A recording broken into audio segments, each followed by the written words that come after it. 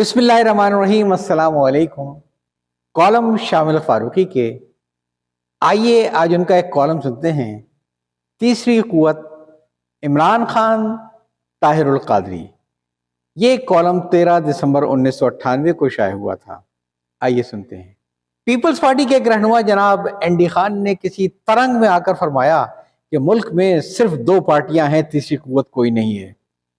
ظاہر ہے 2 پارٹیوں سے ان کی مراد میاں محمد نواز شریف کی مسلم لیگ اور محترمہ بے نظیر بھٹو کی پیپلز پارٹی سے تھی۔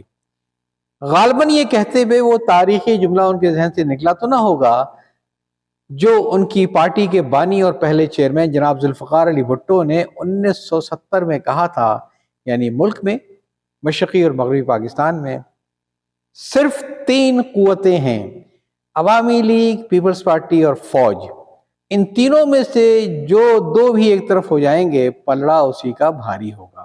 ایسا معلوم ہوتا ہے کہ این ڈی خان نے سوچا ہوگا کہ چونکہ اب فوج ہر مرحلے میں پاکستان کی اندرونی سیاست سے برات کا اعلان کر رہی ہے اور مختلف موقعوں پر وہ اس کا عملی مظاہرہ بھی کرتی رہی ہے، لہٰذا اب ایسی کوئی مساوات ایکویشن قائم کرنے میں فوج کو داخل کرنے کی ضرورت نہیں ہے۔ وہ خود خارج رہنا چاہتی ہے، لہذا خارج ہے تو اب باقی بچی 2 پارٹیاں یعنی مسلم لیگ اور پیپلز پارٹی غنوہ والی نہیں۔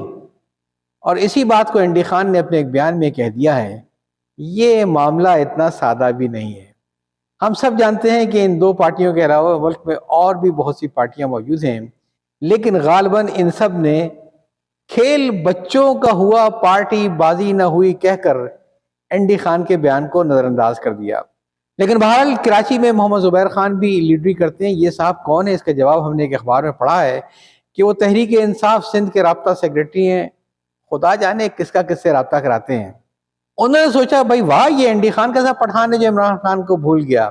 یعنی بات وہی 3 پٹھانی قوتوں کی ہوئی، عمران خان، این ڈی خان اور زبیر خان۔ چنانچہ زبیر خان نے این ڈی خان کو فوراً للکارا۔ این ڈی خان احمقوں کی جنت میں رہتے ہیں۔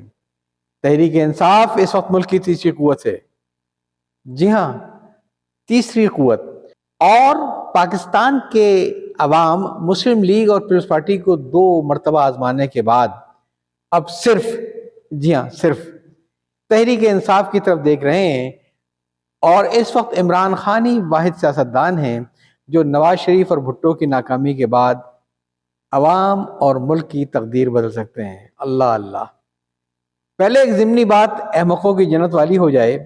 اگر زبیر خان صاحب این ڈی خان کو احمق کہتے ہیں یا این ڈی خان صاحب نے زبیر خان صاحب کو جواباً وہی کچھ سمجھتے ہیں، تو ان دونوں خانوں کا ذاتی معاملہ ہے، اس میں کوئی تیسری قوت مداخلت نہیں کر سکتی ہے۔ لیکن اس موقع پر اس محاورے کے استعمال کا مجھے ایک اور طریقہ بھی یاد آ گیا جو تقسیم ملک سے پہلے علی گڑھ میں تقریر کرتے ہوئے ایک بار قائد اعظم نے کہا تھا۔ کسی موضوع پر کانگریس اور مسلم لیگ میں اختلاف رائے ہوا جو عموماً ہوتا رہتا تھا۔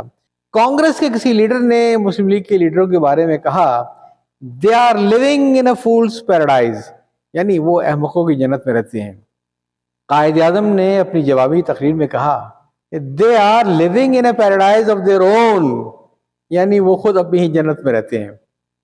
اب زبیر صاحب سے تقاضا تو غالباً بہت زیادہ ہو جائے گا کہ مہذب سیاسی لیڈروں کو ایک دوسرے پر تنقید کرتے وقت، گالی دیتے وقت بھی صرف اعلیٰ معیار کو مثال بنانا چاہیے۔ میرے خیال میں پاکستان میں کسی حد تک لازمی ہونا چاہیے کہ اگر کوئی شخص سیاست میں داخل ہونا چاہے تو پہلے قائد اعظم اور علامہ اقبال کی تمام تقاریر و خطبات وغیرہ کو پڑھ کر اس پر مبنی ایک امتحان پاس کرے۔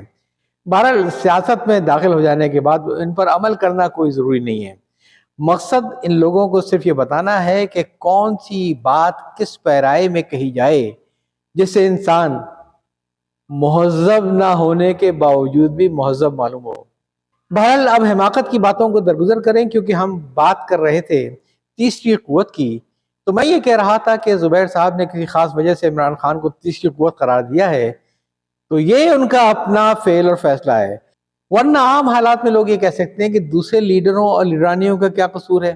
چلیے قاضی حسین احمد صاحب کو چھوڑیے، ولی خان صاحب وغیرہ کو بھی چھوڑیے کہ شاید وہ لوگ اس مثلث کا ضلع بننا نہ چاہیں، اسی طرح محترمہ غانوہ بھٹو کو بھی چھوڑیے، ان کے لیے اور بھی دکھ ہے زمانے میں محبت کے سوا، لیکن آپ مولانا طاہر القادری کو کیسے نظر انداز کر سکتے ہیں، جو خود اپنے ہی اتحادی گروپ کے کسی دوسرے لیڈر یا لیڈرانی کو برداشت کرنے کو تیار نہ ہو، جن کا حکم اپنے پیروکاروں کو یہ ہو کہ جس جلسے اور جلوس میں وزیر اعظم بے نظیر کا نعرہ لگایا جائے وہاں فوراً ہی راج کرے گا علامہ کا نعرہ زور شور سے بلند کیا جائے۔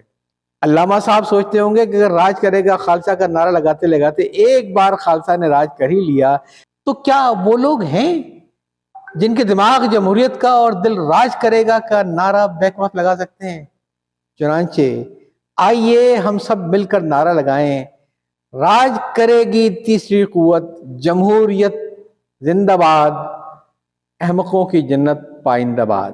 کالم آپ نے سنا تیسری قوت عمران خان طاہر القادری، جسے تحریر کیا شامل فاروقی نے، اور یہ جو شائع ہوا 13 دسمبر 1998 کو۔